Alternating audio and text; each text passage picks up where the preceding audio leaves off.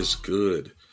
We are back with another live episode of the Crisp Logic Podcast. It is the dynamic duo, as usual. Your boys, Jordan Frost Mitchell, got the co-host with me. Yes, sir. What's going on? It's your boy Zay. We back at it in full effect. So, you ready to jump into it? Come tap in with us. Mm-hmm. Yes, sir. Got a lot to unfold here, man. You know, last week's episode, we were kind of talking about the status of the Final Four with the NBA Conference Finals. At that point in time, the Timberwolves were packing their bags and on their way to Cancun. And now, as of this week, we are one night ahead of a very unlikely finals matchup, at least on one half of that spectrum. Yeah, everybody was, just, let's just say, it went from orange and blue skies to orange and blue cries, literally. Because I think a lot of us hoped and thought that the Knicks were going to be the ones, but the Indiana Pacers have defied the odds, representing the Eastern Conference in the NBA Finals against what a lot of us had picked, the Oklahoma City Thunder, who consistently looked like the best team in the league. They are now punching their second ticket to the NBA Finals as the Thunder, that is. First time with them being there since 2012, since the Kevin Durant, James Harden, and Russell Westbrook era, now led by the reigning newly minted league MVP, Shai Gilgeous-Alexander. Yes, sir. SGA. And he's facing off against, let's just say the now resurgent Tyrese Haliburton, a.k.a. What the Haliburton. What the hell? You know what I'm saying? What the hell? And I think that's a perfect description as to how we got here. The Pacers, literally, what the helly? How in the helly did they get here? How did they cut through the East and become the surprise pick to land in the finals, man? Your thoughts? We pretty much just said it. What the helly? What the Haliburton?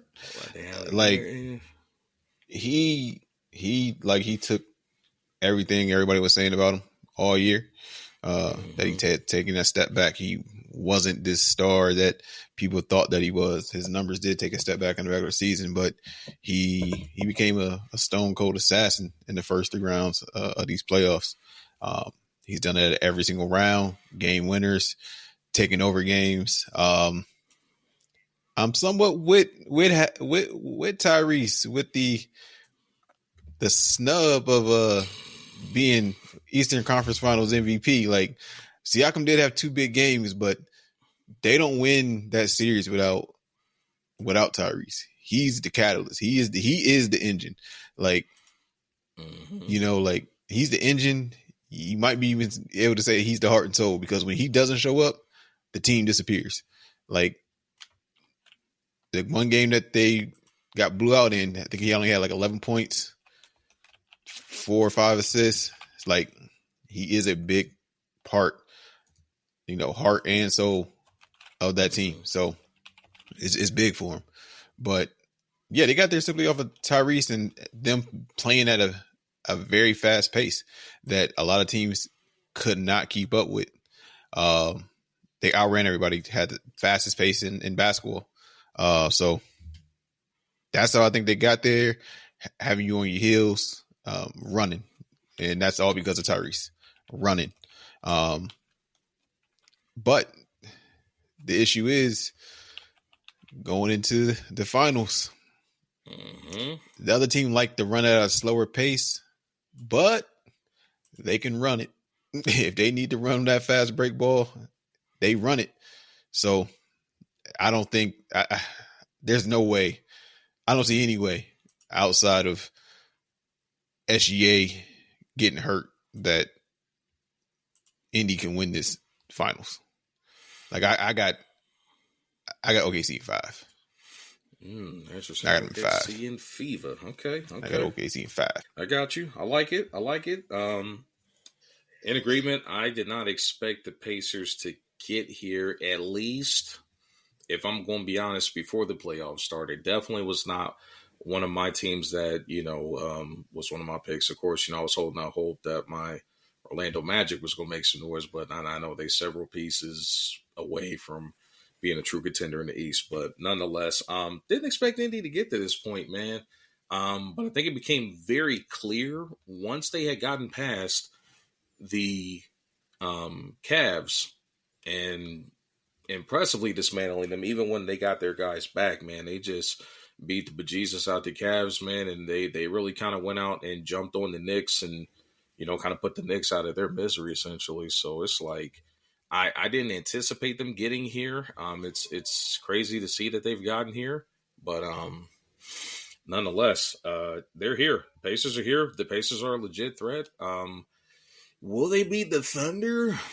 I gotta still take the safe money on this and go with the Thunder just because of how strong this team is defensively. I mean, like, bottom line, they got 8 guys, man, that can defend multiple positions. And that's just what it comes down to. They can blitz the heck out of even the most savvy ball handlers. So I'm going to probably go a little bit broader and give them a little bit more respect. I'm going to say OKC in 6 as far as this series goes, because I think that at the pace that Indiana plays at and their ability to play effective defense, force turnovers, and they got a lot of guys that can knock down shots, man. And the one guy for them that's really surprising me here, which I'm actually glad that Jay Bell did, come in there and point that out, is Pascal Siakam, man. Like that, he's been a guy that I just didn't know in general. I'm just talking about his general career, like if he was going to be worthy of being like a max caliber player, but he is fit in perfectly with this team and has provided them some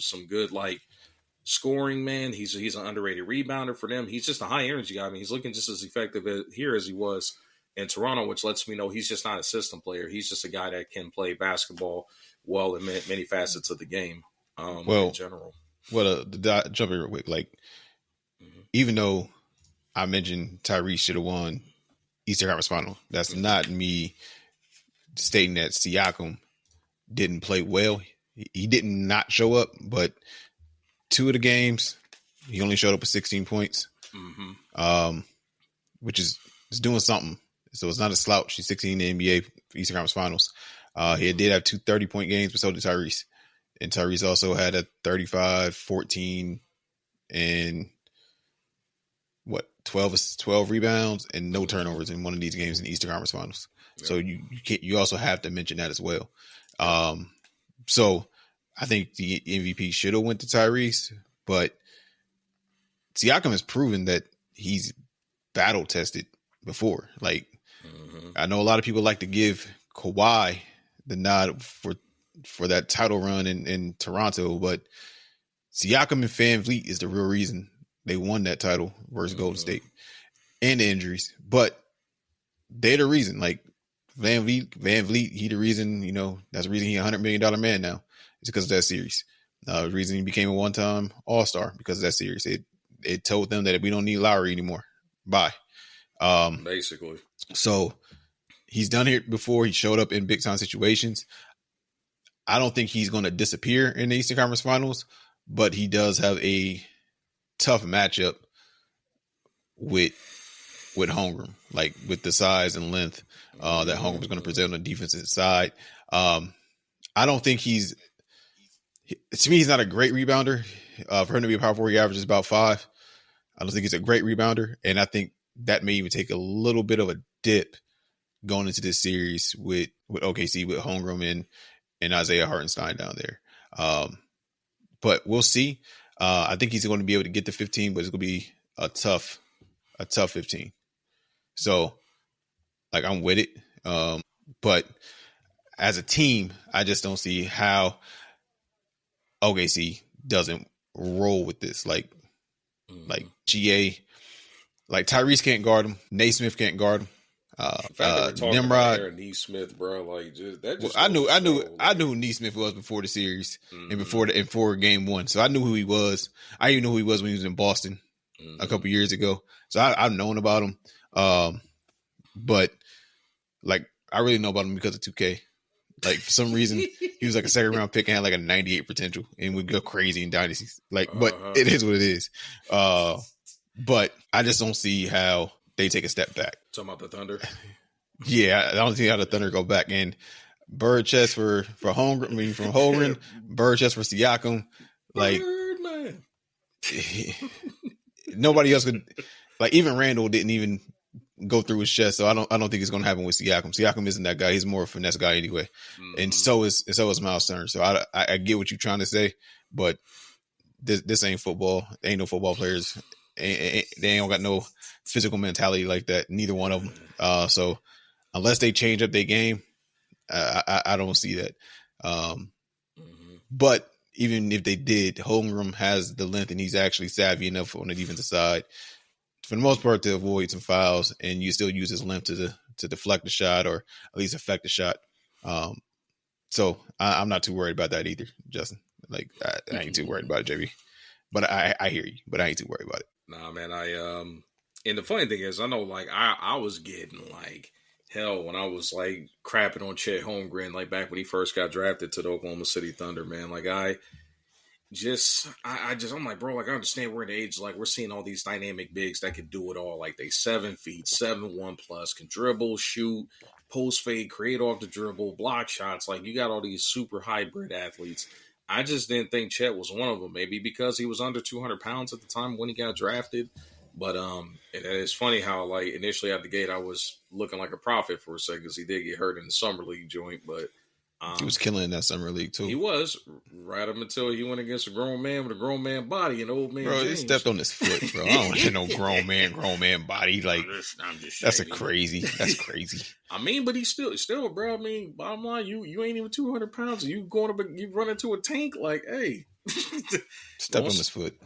No collision. Stepped on his foot. Still, man. But the only thing I didn't like, because I seen him play in high school. I had mentioned it like an episode or two ago with him and Monty Bates. I seen him play like another time or two the year prior because he was in school with Jalen Suggs. So my boy. Yep.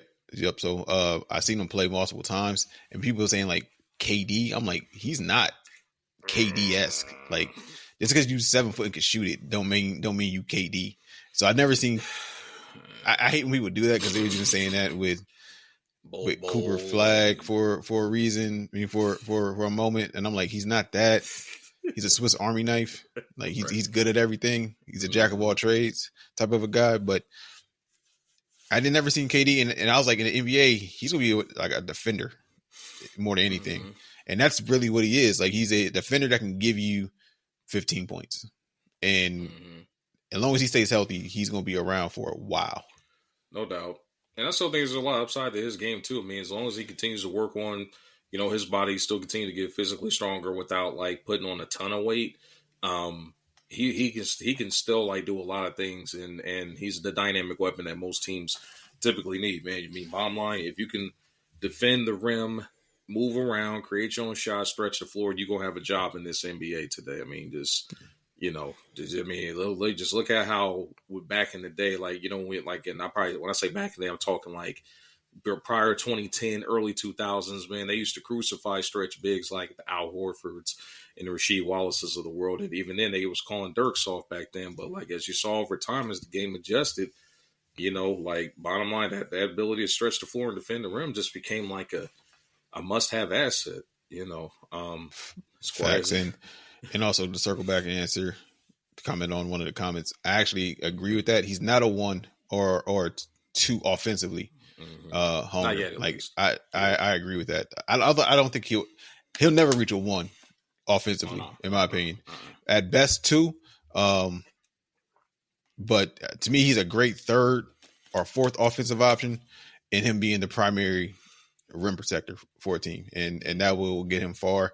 I think he needs to up his overall rebounding output just a little bit, but I think that'll come over time. Like he's done it in the playoffs, so he's up to about 9 a game the last series versus Minnesota. So as long as he keeps that uptick, that's going to be the biggest catalyst for him and OKC winning the ring. No doubt about it.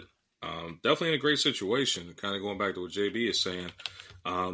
And here's the scary part. Like, I know I've been talking about it for a couple of episodes now in a row, bro. Like, they haven't really even scratched the surface of how good they can be. Like, this team is still very young. I think they got the right group of veterans surrounding them, like, Hardenstein, Caruso, guys like that. And we got to be honest, man. just having a guy like Alex Caruso that can rotate in and out like off your bench is like very helpful. Like as far, especially when maintaining perimeter defensive depth. Like bottom line, you don't have to run your guys into the ground. Then you got like bulldogs out there on the wing like Dort and Williams. Like that's a balanced breakfast over there in OKC that you got to deal with. Like it's a full balanced breakfast. You're right, yeah. But the thing is, if you actually watch OKC, that full balanced breakfast is really a home special. Russo get missing whenever they leave OKC. He get missing. True. So but it's the same thing for McConnell. Whenever he leave Indy, he get missing. So it's in his fat and true to, them being role players. So, but Caruso is a great defender. I think Isaiah Joe needs to step up a little bit this series off the bench. So who else off the bench? Wiggins is going to probably have to play a little bit more meaningful minutes. Yeah, so Wallace too. So yeah, but that's what they do. They go anywhere from 9 to 10 deep, bro, and that's the scary part. They don't miss a lot of production. So as much as people want to say like SGA's makes them go, and he does. I mean, he is the difference maker between them being like a fringe playoff team and then being a absolute like dominant team. Like the dude can go out and get you like a damn near triple double and like not be at risk of like shooting you out of the game, putting up that kind of volume, man. And the biggest thing I love about SGA in particular, bro, and I think you highlighted it too, it's the return of the mid-range game, bro. We ain't living out there on that doggone perimeter and jacking up a ton of threes at the. I don't know if it's the return of it though. Like Jeff Teague hit on it. Like people saying they hate SGA style. I've heard people say it multiple times. I love it. It's what basketball is to me. At least growing up with me being a Kobe guy, not really watching Jordan, but at least highlights of Jordan, and growing up with my uncle and him talking about Jordan all the time. That's what wins, man. That's what wins. But like SGA he's simply the best player in basketball, and they don't have an answer for him. So I don't know, man. Like no chance for what the Haliburton? No, I'm not gonna say not by itself because no one wins a championship by itself, but it's gonna have to be role players that step up. Like the way Mathurin stepped up the last 2 games. Well, not the last game. He disappeared again. But game 5 and 4 when he was at 20 plus. I'm not saying he needs to get 20 plus every game, but 10 plus off the bench from him is going to be needed if they want to threaten OKC. Like he has to step up. Toppin has to step up and be more consistent.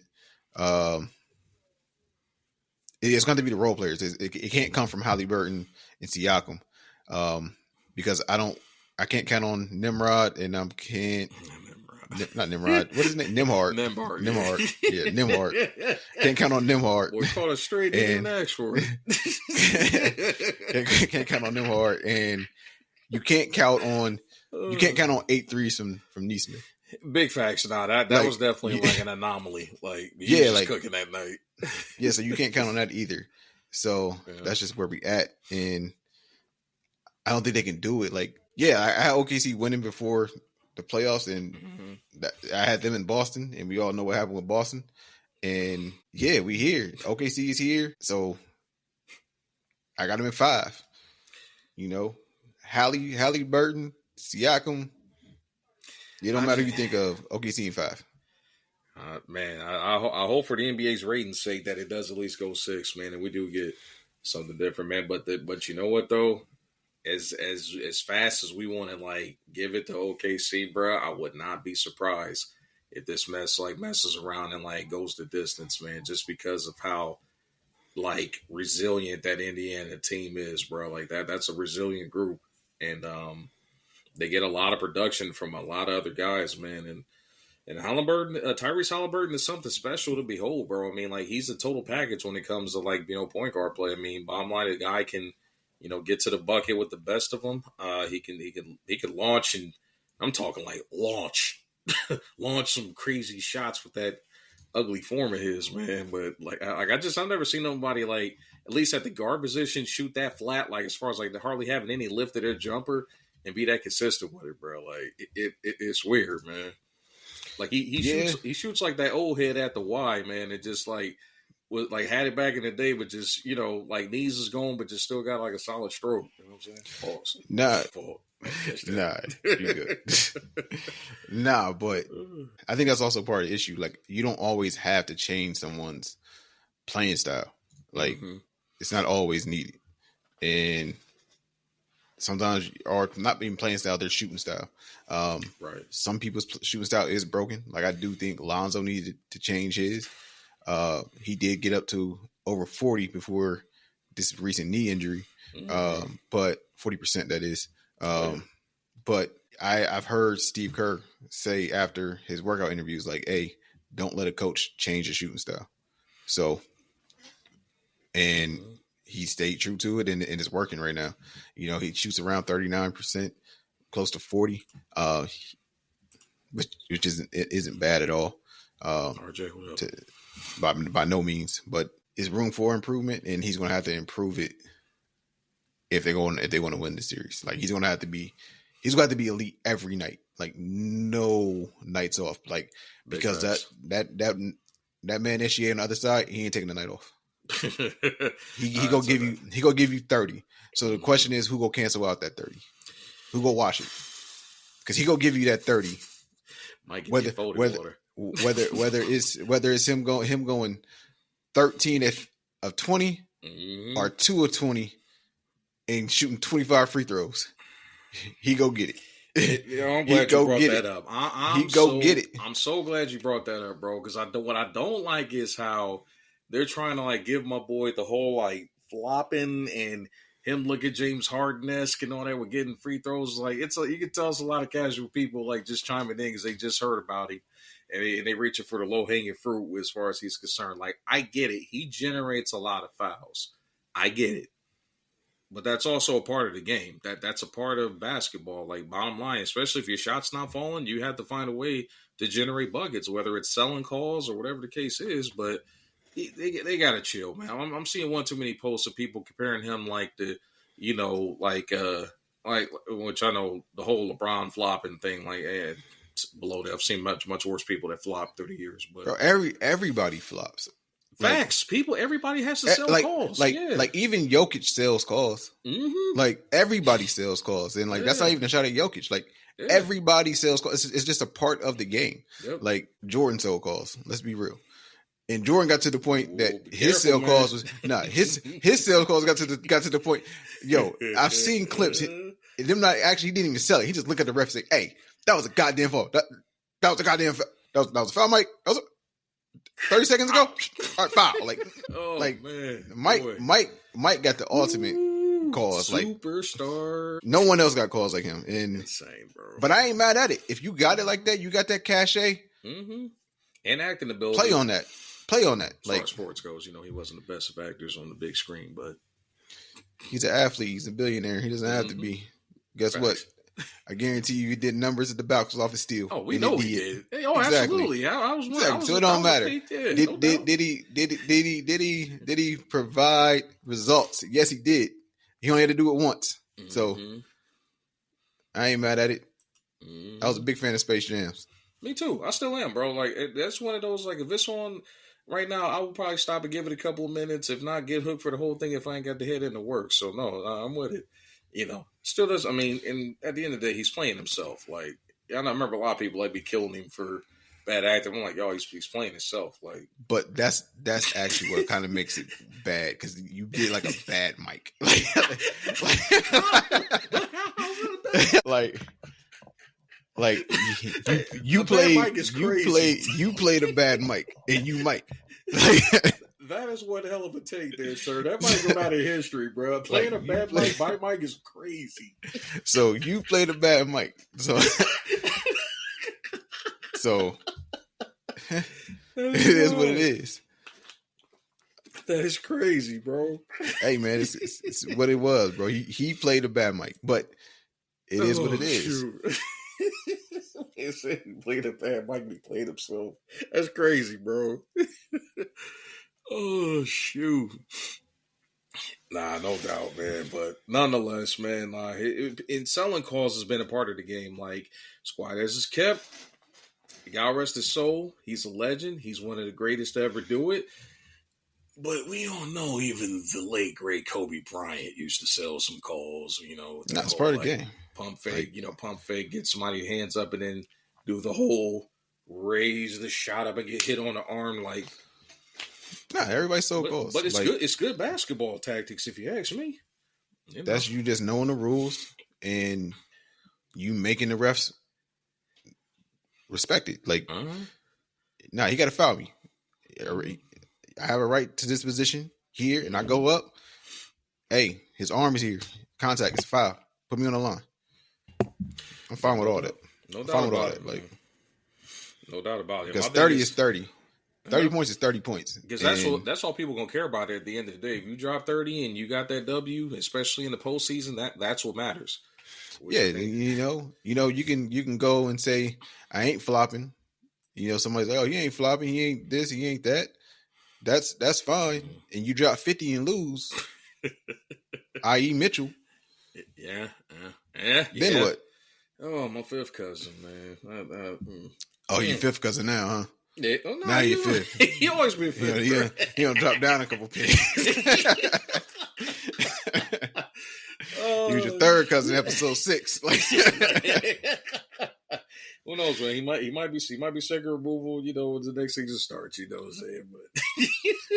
But yeah. But nah, man. Man. Shout out to Spider, man. I hope the Cavs come back, man. It's good for basketball. They do. I just hope they keep the core intact, but I kind of don't see how it happens. But we'll see. In the next couple months, only time will tell. It's a lot of potential shakeups coming this offseason. We going to actually hit that before we wrap up the episode, man. But nonetheless, I'm excited for the NBA Finals, man. If y'all don't know, the finals will be starting tonight in prime time. So it's gonna be tomorrow. Tomorrow, man. Yeah. I think you just said tonight. That's why. Did I say tonight? Yeah, you said tonight. Tomorrow. Thursday. No, it's definitely tomorrow. Yeah. My fault if I said Thursday the 5th. Guys. My bad. Yeah, definitely Thursday. NBC, I believe. Yeah. Mm-hmm. No, not NBC. Oh, ABC. Next year, I think it's NBC. ABC. My boy got on his mind is Round Ball Rock coming back. ABC, y'all. So, Channel 6 if you in Columbus. Shout out to the 614, man. Appreciate y'all pouring in and representing for the boys, man. Big shout out to the home city, man. But nonetheless, y'all, we definitely be sure to tune in tomorrow night, man. The NBA Finals is going to be kicking off prime time on ABC. And speaking of prime time and kicking off, or getting kicked out at this point, I think it's a good way to segue to our next subject, man. And obviously with the Indiana Pacers surprisingly getting to the NBA Finals, that also indicates that the New York Knicks officially have punched their ticket to Expedia, Booking.com, Priceline, whatever way you want to spin it. They are on their way to some island retreat and getting out of the smog and pace of New York City. Unfortunately, one person out of that group will not be back next season. Just fresh off the presses in the last 24 to 48 hours, Tom Thibodeau was relieved of his duties as the head coach of the New York Knicks. Thibs was been there for 5 seasons in total, and this is a very polarizing subject because there's several ways to look at this, and I'm going to take my first crack at the whole situation in general. Have at it. I'm legit torn, but I understand why they had to make the move. As great as this season was, they got to the Eastern Conference Finals, yes. Albeit a shaky path to get there. Who knows if they would have beat Boston if Jason Tatum was healthy. Some people don't think that wouldn't have mattered either way. I kind of felt that Boston might have been a little fraudulent to begin with, but nonetheless, they got there, but they also kind of got exposed by the Pacers to some degree as well, too. So, as much as I understand why they let him go, whether it's culture, voices, running the team into the ground.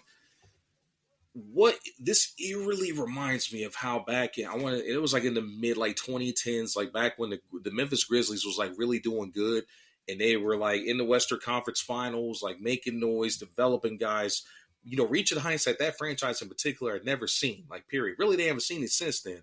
Back in the prime days of the grit and grind, but they fired Lionel Hollins after making the Western Conference Finals. Like the coach leads you on your deepest post run, and you don't give him a chance to like. You know what I'm saying? Build on that. Like, that's what I don't get. Like, I understand that Tibbs is a hard coach, 3 franchises down to his belt where he's had like the complaint of like running players into the ground and playing starters excess minutes and guys having dead legs when you need them the most and guys getting hurt as a result of it. I understand all of that, but you cannot dismiss the man's accomplishments. New York had been pretty much irrelevant from like the championship contention standpoint.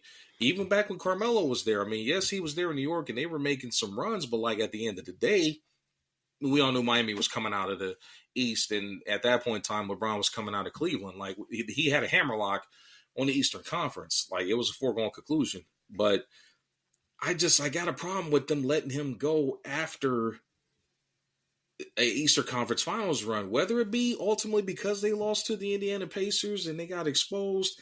I don't know, but I got a problem with it, X. I got a major problem with it, brother. Because I would really like to see like the details of like how his contract was written up. Like, was it like a time limit thing? Was it like a complaint thing? Like, what did he not do in order to justify the firing? I guess that's the ultimate thing that I'm trying to like figure out. Like, I get the logic behind it, but based on performance alone, it still don't make sense. And I guess that's where I'm torn. It's like basketball logic versus like performance based. Like what? Like where's the ground on that? Where do you make that decision? Or where's your stance on that? Oh, my stance on it pretty much is I don't agree with it. Pretty much. You guys haven't reached the Eastern Conference Finals since 2000, 99, 2000. Mm-hmm. Like haven't sniffed it. Back when Cash Money Records was taking over in the 99 and the 2000. Yeah, you ain't sniffed it, and if you want to say y'all got there because it's a fluke, it don't matter. You play who's in front of you. If the opposing team is hurt, oh well, it's part of basketball. It's part of attrition.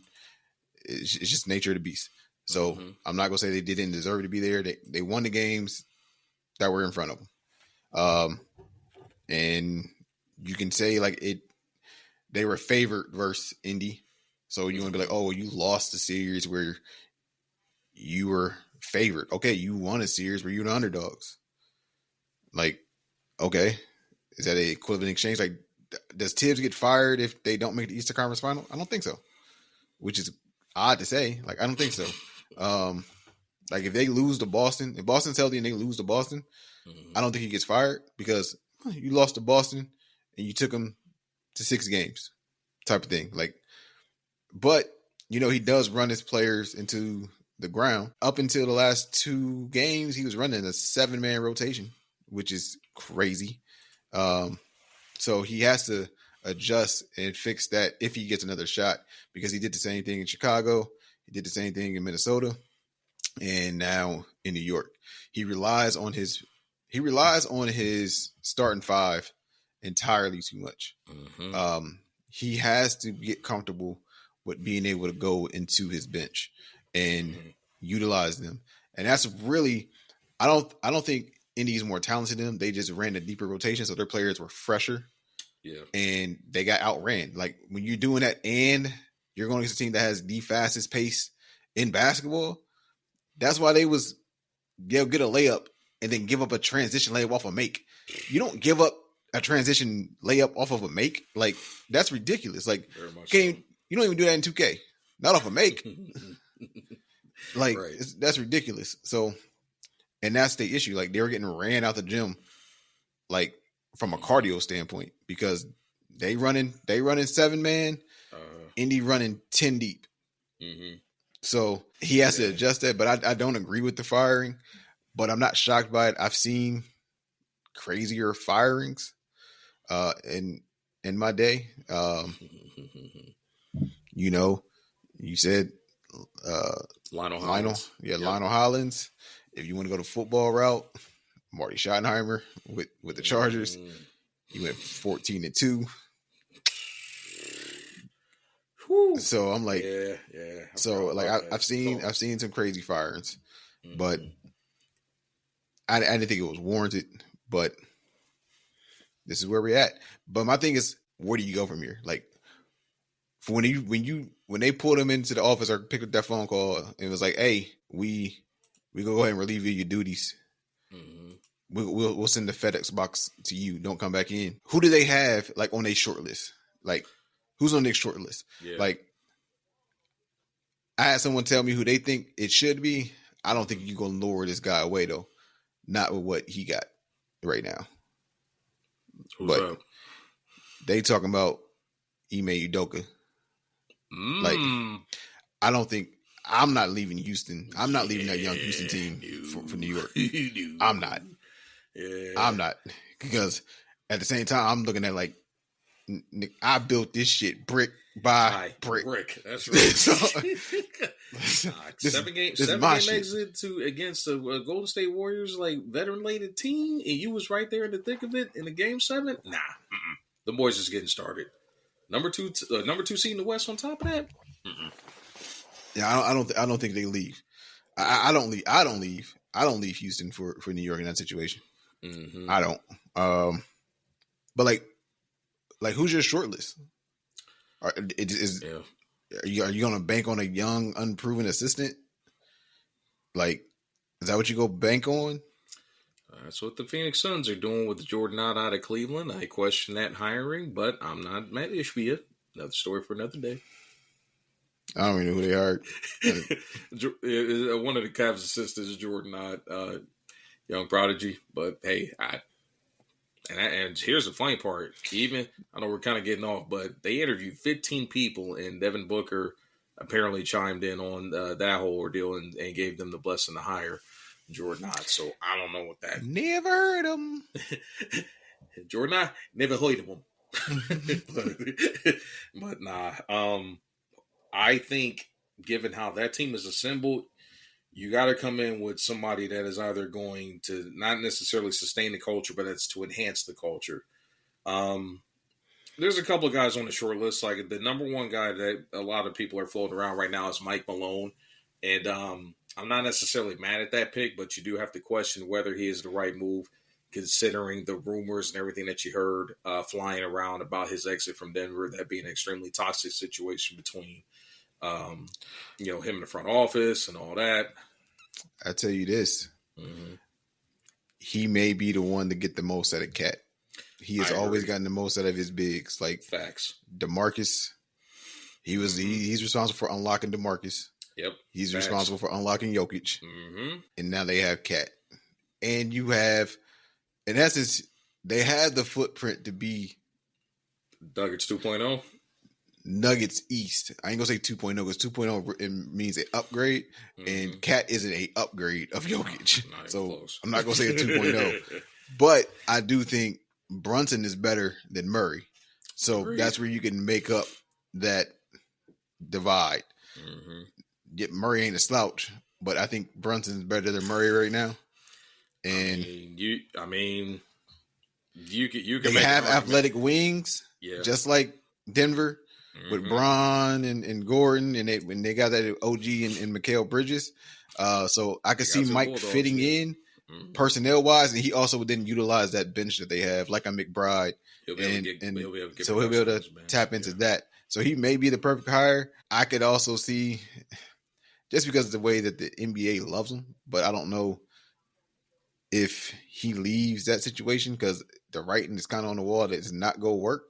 But Ty Lue, we'll love to see Ty Lue there, man, and actually, oh, the Clippers, he could possibly be a name that's thrown out there. I couldn't see a college coach, trying to take on that job, because just the way that they are, I wouldn't be surprised if they try to throw Jay Wright's name out there and pull him out of retirement. Even though I got on house straight gear. It's basketball. No doubt. So it's Ohio State's not a basketball school, even though they've been to a Final Four, they're not a basketball school. So I get it. Just like I like Michigan, but I'm a Cal Calipari fan. I like how so I kind of follow Cal. Memphis, that's when I really locked in when he was at Memphis. Kentucky. How could you not love that Memphis team, bro?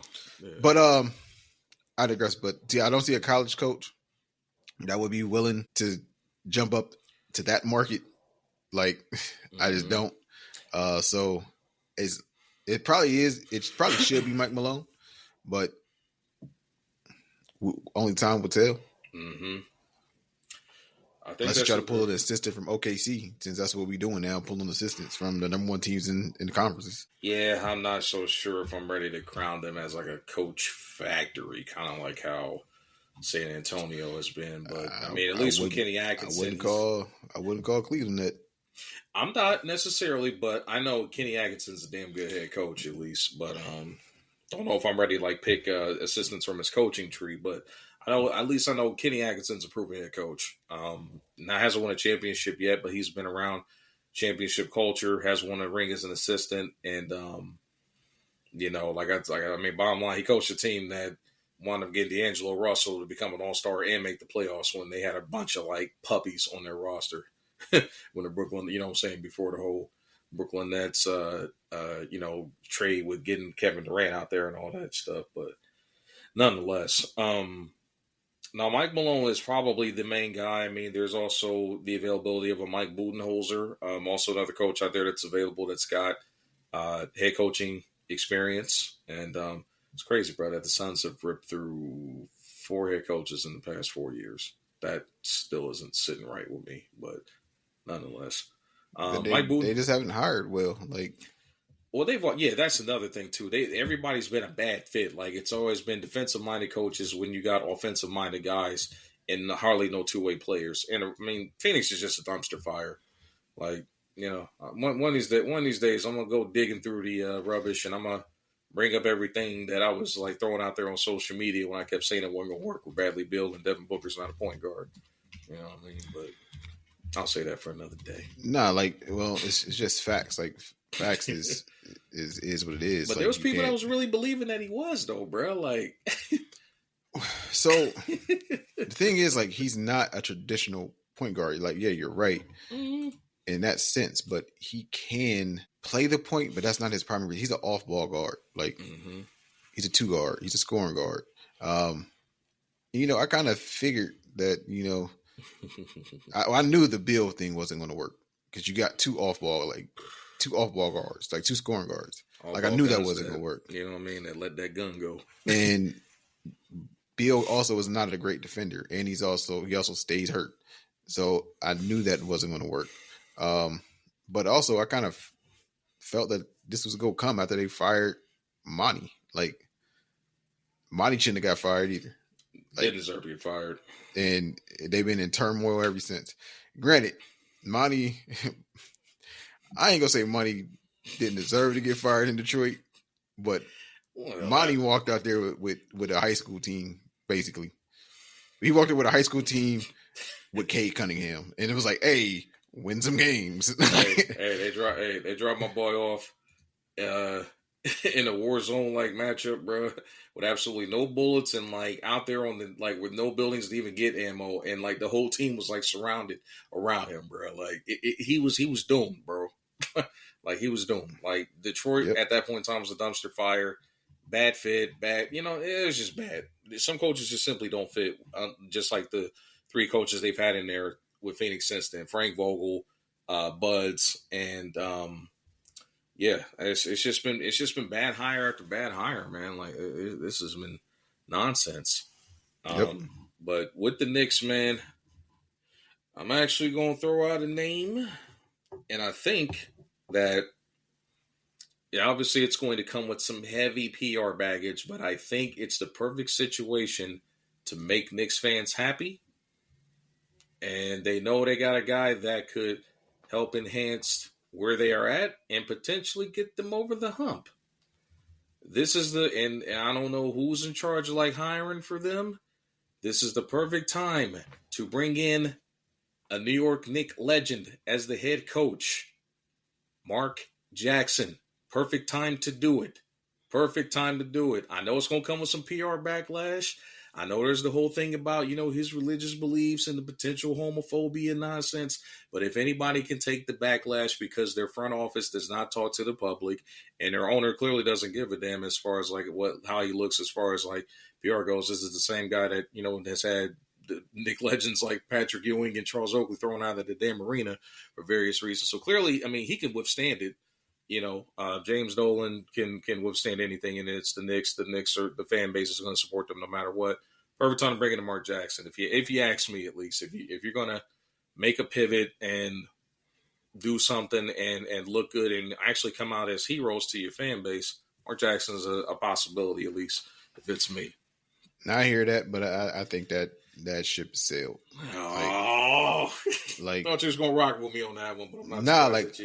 I would have if it was like 10 years ago. Like it's like unfortunately it has been that long. It's been longer actually, but yeah, like that's what I'm saying. Like it's over with. Hold on, man. It's over with. You saying it's over with? Like he Colin Kaepernick and he like can't come back and play quarterback? We talking about coaching here. It's over with. It's over with. Like let's just. And I hate to say it's over with. Like it'd be a good come home story, and then it would stop. But then at the same time, he's not even announcing anymore. I'm not gonna say he can't adjust with the game, but is he adjusting with the current game of today? We don't know. But I hear you there. But at the same time, though, he went from being, like an analyst right into that coaching job with the Warriors too. And got those guys into like on the fringe of being a championship contender before he was ousted in that 2014 offseason. So the guy knows basketball. He knows basketball. He's one hell of a motivator, and I think he could connect with those guys, man. Especially having like New York Knicks-based New York City-esque roots. The guy is New York through and through. When you think about it, heck, that's a New York basketball legend, but. I don't know. I don't know what the brain trust is thinking right now. I think they're going to take the safe route and go after a guy like a Mike Malone. But they better not. With the way that team is built and that way that fan base is feeling right now, they better not go out here and get some young guy, yes man, or you know what I mean, like roll the dice on some up and coming assistant with like a limited resume to stand on. That's all I'm gonna say. The only way they can do that and survive it. They can't miss. Can't miss on the coaching hire. Yeah. Like if they go that route, they can't miss. Like it's going to have to be someone that blow them away in the interview, and not only blows them away in the interviews. Yep. Implements it, and they're threatening. And by threatening, I mean back to the Eastern Conference Final next year. That's what I mean. Like if they go that route, it's going to have to be that type of impact. With that hasty New York fan base. So hasty. I like that. Hasty. as we see from our resident Knicks fan. So hey, but nonetheless, we appreciate the support. But yes, definitely has been identified as a resident Knicks fan. No doubt about it. But I think Mike Malone is the safest hire. And he may have the biggest impact because I also think he would still get a little bit more out of Josh Hart too. So he might be the perfect hire, but does Mike want to be there? That's also another question. Like, something tells me that Mike might not be the biggest media guy, and then going into New York, he's only coached in small markets, Sacramento, then Denver, and to go to the on paper Mecca. Gotham. Is he the hero that they need? That's all you know. I was getting ready to go. Is he the hero that Gotham needs, but not the one that it deserves? So Mark Jackson, he is the hero that Gotham deserves. but it's not the one that he needs right now. Yeah. So 10 years ago, maybe. Y'all gotta stall my boy MJ out, man. He done got blackballed, bro. He is not Colin Kaepernick. There's a much longer clock on coaching, man. Much longer. No, it's a longer clock on coaching. He can go coach at Lincoln High School in New York. Lincoln, roll call. With the Knicks, that shit over with. Bruh, it's the Knicks, though, bro. He is the Knicks. With. Like, come on, man. You got to. That's over with. Nah, man. I ain't giving up hope, bro. I got some faith in Leon Rose because he did recognize all my boys out of Villanova and, saw the potential in them, even though I still say they overpaid for Mikal Bridges. And I rocks with Bridges, but that amount of draft picks is crazy for him. So, also, we got to get to a point where we got to recognize that giving up draft capital, it's really only a bad thing if you give up the capital and then your ass. Because in essence, if you go be a top Clippers. Team, because if you go be a top team, in essence, you're trading away second round picks dressed as first rounders. So it's not that big of an issue. And the Knicks, I don't think they're going to win a title, but they're not going to be a lottery team either for the foreseeable future. Like, unless they somehow fall completely off a cliff, they're not going to be a lottery team. Hey, like Brunson alone, they're not a lottery team. Him and Mikal Bridges, not a lottery team. Him, Mikal Bridges, and OG, not a lottery team. Him, Mikal, OG, and Cat, not a lottery team. As long as they're healthy, they're not a lottery team. So again, this is why they got it. They have to stick this landing with the next coaching hire. I mean, again, don't be like Phoenix. Don't be out here hiring no guy off no Cavaliers assistant coaching staff, some unproven guy. You're going to have to bring in, like, bottom line. I think Mike could work there. Mike Malone could work in Phoenix? Not. Excuse me. I should have. Mike Budenholzer could work in New York. His coaching style could work in New York. I think it could too. But defensive minded, yeah. Him coming off of the wrong fit in Phoenix, he's not going to get a chance. He's got to go be assistant for a couple of years, probably. Mm-hmm. But yeah, his coaching style would work with that Knicks roster. I think it could too. He doesn't have as dynamic of a weapon that Giannis was, but also he's not inheriting a guy that you have to form a complex offense around like Giannis either. So, no, I mean, I think it'll be a good landing spot for Buds too. I'm still mad at the fact that he's still not in Milwaukee. I mean, the fact that they fired that man, I understand 3 first-round exits after, you know what I mean, after the chip and all that, but like to fire that guy knowing doggone well that in that series, Giannis got hurt and he lost a relative. He lost an immediate family member in an auto accident right in the middle of that playoff series. That still just don't sit well with me, man. Like, but I digress. But I do like Buds potentially stepping into that situation as well. And don't rule out Jay Wright, man. I mean, they could legit. And I know I'm gonna be a little biased sounding because I'm a homer. You know, I'm a Nova Nation through and through with it when it comes to basketball. Because I'd be the first to admit that I ain't pay attention to their football team. And the reason also I would say, but he got the New York Wildcats on that damn roster right now. So he coached 3 of those guys. Mm-hmm. So. He's a guy that gets the most out of his guards, as we've seen. You know what I mean? So, I mean, not only did he coach those guys, he won 2 national championships with those guys too. So, which I know that's on the collegiate level, but he knocked off some big programs en route to those chips.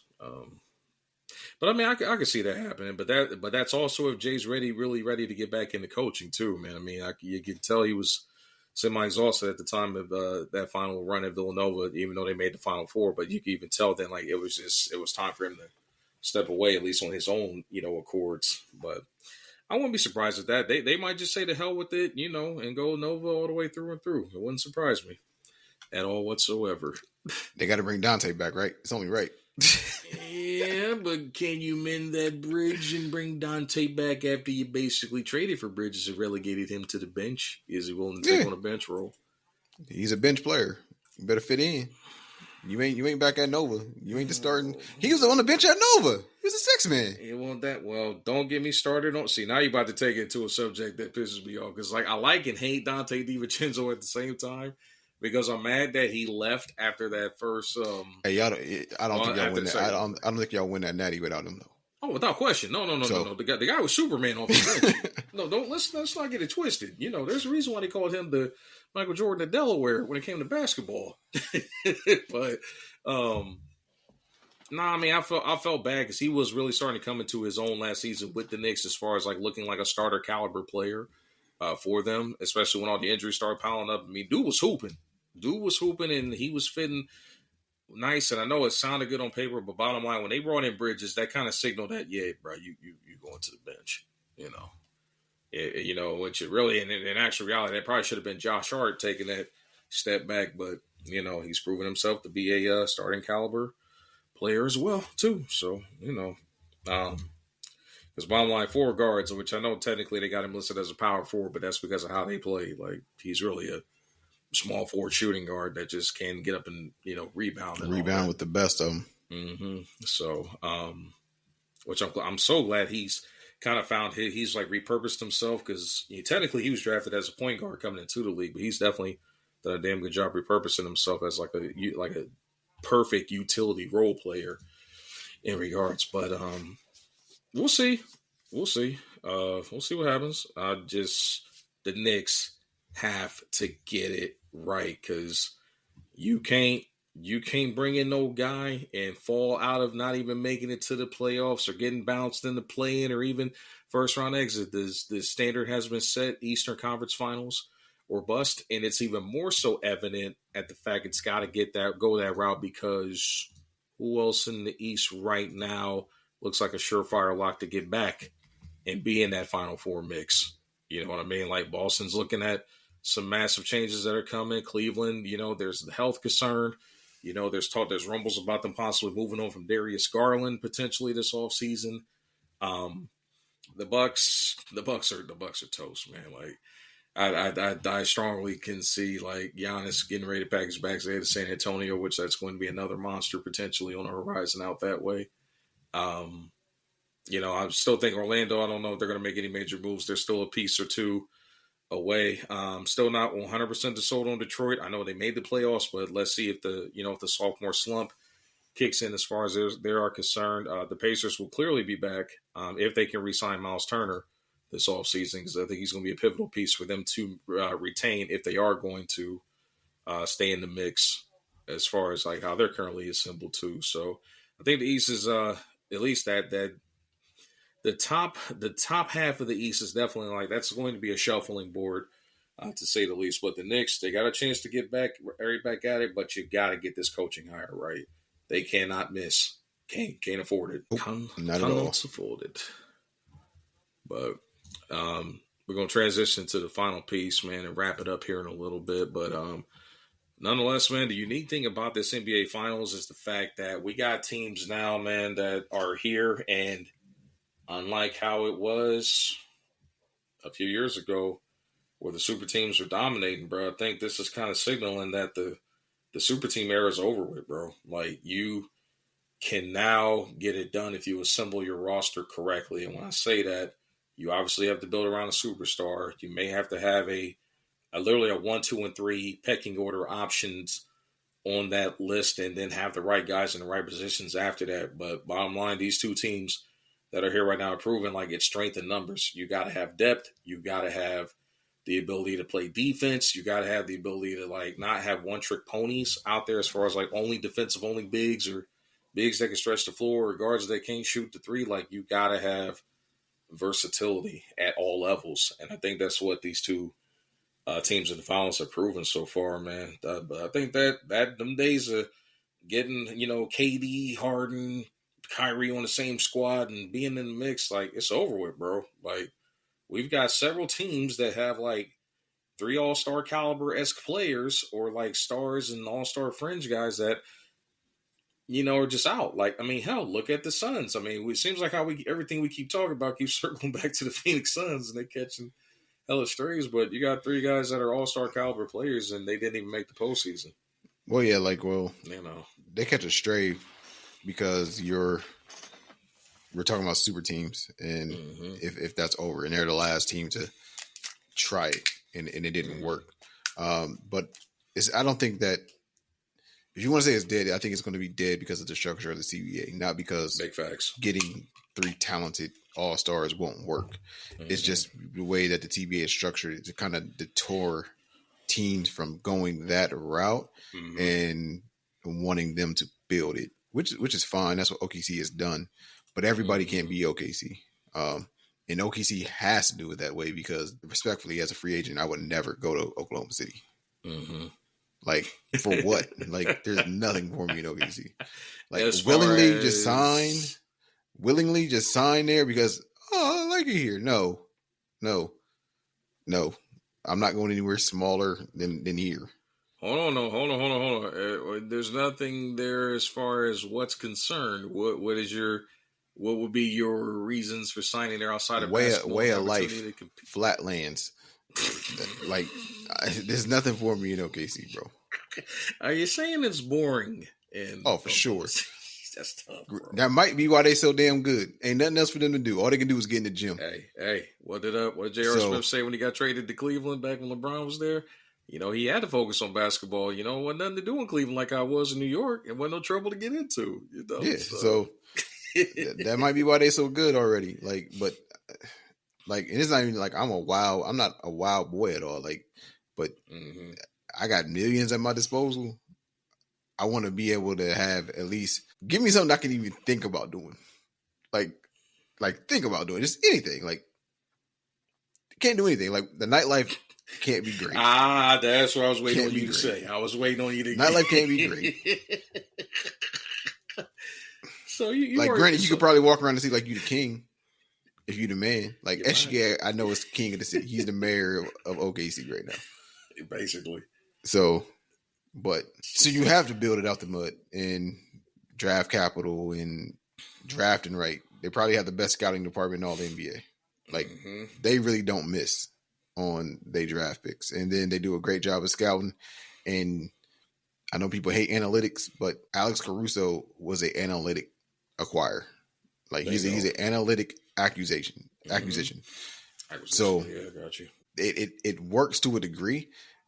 The analytics will only get you so far because numbers can't compute certain things like heart and determination and somewhat of an eye test. Like, Caruso was gritty, so the analytics will tell you that he can give you 9 a night, but on the nights he doesn't give you 9, what is he doing on the defensive side that doesn't show up on the stat sheet?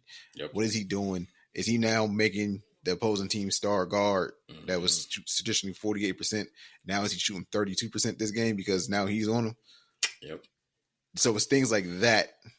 The reason why you look at it like, hey, Josh, I understand what you may be and that you have the star potential, but you give us draft capital. So I'm going to use the analytics side, go get Caruso, package him with other picks, draft capital, and now we don't got to worry about paying you $150 million. We gonna pay Caruso this 7, and we gonna be able to pay SGA, Holmgren, and maybe Williams. He may have stepped into the conversation with his play this last year, so that could be a thing where now Williams is on that chopping block because. Is the owner of OKC going to want to pay that tax? That's going to be the thing. So one of them going to have to go. SGA is the untouchable one, obviously. And I think just off the motto, you got to go. You got to keep the big. So Holmgren might be safe, and it might be like, hey, Williams, buddy, hey, all-star and buddy, we love you. We love you, buddy. You know. It's a business. It's a business. It's never personal. This isn't personal, but I think that may be the conversation in a year or two with Williams. But you do that with being able to trade, being able to identify with analytics, and also with an eye test of what role players will fit with your stars. And yeah, I think because of the CBA, the super team the super team era is done for now, unless you draft it. Like, because if another team draft, they're able to draft Russell, Harden, and Durant. I don't care if you draft it or trade for it. That's a damn super team. So if you're able to draft that and keep them, they're a super team. Yeah. Like Boston, if they were able to draft another piece, they will be a super team. And they're damn near a super team with not the big three, but like you're gonna be hard to find a better five than White, Tatum, Brown, Porzingis. Like that's Derek White, gold medalist. Yeah, see, you brought medalist. That up. Nah, man, you brought that gold nonsense medalist. Up too. Should have been gold medalist, bro. That's fine. Hey, guess what? He's still on that same roster. Yeah, but still, man. And he showed up in the playoffs when Tatum went down. He was cooking. He was cooking. So you can say what you want. You can say what you want. White, bro. Hey, he would have been. Y'all would have benefited from Derek White this year. No, don't do that, bro. Don't do that. I don't want to hear that come from you. I'd rather lay $1 million bricks than sign that guy for that much money. The fact that he he good. He good, bro. He good, bro. He cut that bullshit off his head. He good. Yeah, still. He good now. He balldy. He balldy. He good. He cut that shit off his head. He good, bro. That damn headband put LeBron's headband height to shame. No, he good. He good, bro. He cut that shit off his head. He good now. He good. Oh, sorry, man. Like, respectfully, when I say this, we all know good and damn well he shouldn't have not been on that Olympic team, bro. Like, that should have been Jaylen Brown. Like, I'd feel some type of way if I was Jaylen Brown, bro, like, playing. But, I get it. That is another conversation from the political aspect that is for another day as to why he was not called up and they called Derek freaking White to go play for that team, bro. Like, that still baffles me to this day. That is crazy how we got on that subject. And you definitely, as soon as you brought that damn gold medal, that triggered. You be all right, nickel. Complete dog shit. You be all right. Yeah, I know. You shot every day, B. You be all right. You tough, right? But nonetheless, y'all, man, we're going to get ready to bring it to a close here. We appreciate everybody tapping in and rocking with the boys as usual.